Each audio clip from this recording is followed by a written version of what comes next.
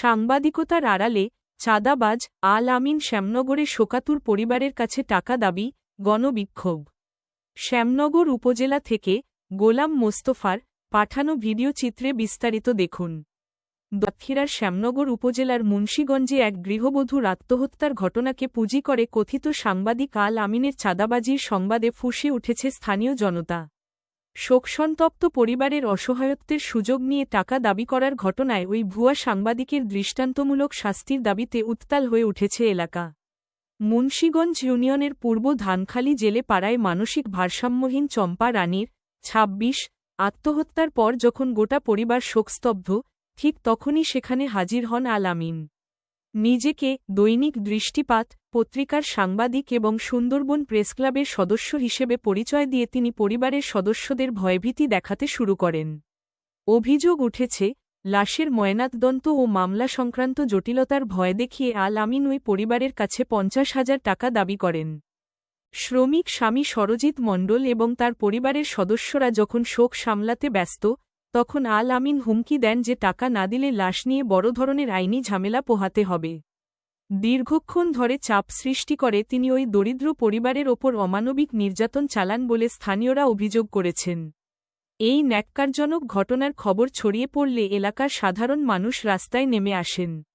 রোববার সকালে মুন্সীগঞ্জ মেইন রোডে আল আমিনের বিরুদ্ধে একটি বিশাল প্রতিবাদ মিছিল বের করা হয়। বিক্ষুব্ধ জনতা মিছিলে স্লোগান দেয়, সাংবাদিকতার নামে চাঁদাবাজি চলবে না, চাঁদাবাজ আল আমিনের ফাঁসি চাই, প্রশাসন ঘুমিয়ে কেন? মিছিলটি সুন্দরবন প্রেসক্লাবের সামনে গিয়ে শেষ হয়।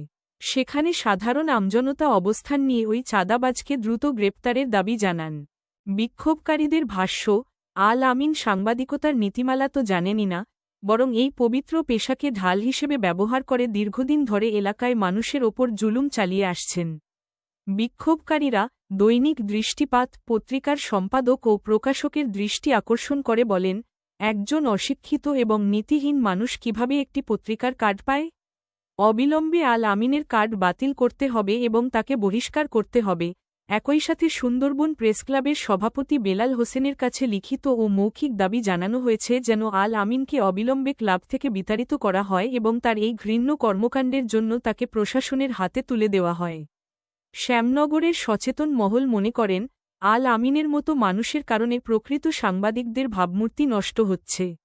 শোকসন্তপ্ত পরিবারের কাছে টাকা দাবি করা শুধু অপরাধ নয়, এটি চরম অমানবিকতা।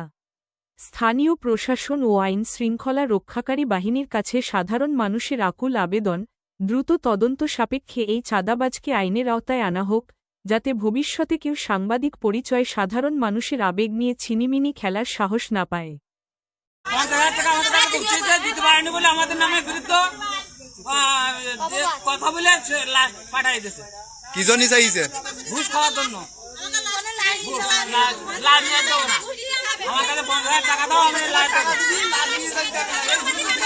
আমরা দিতে পারিনি বলে আমরা দিতে পারিনি।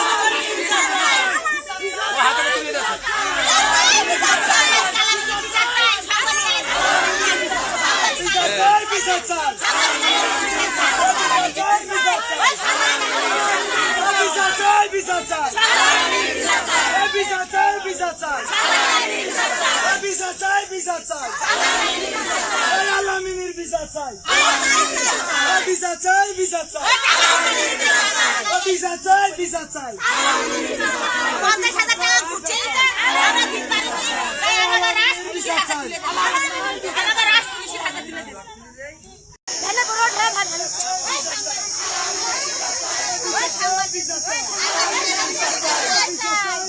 Visa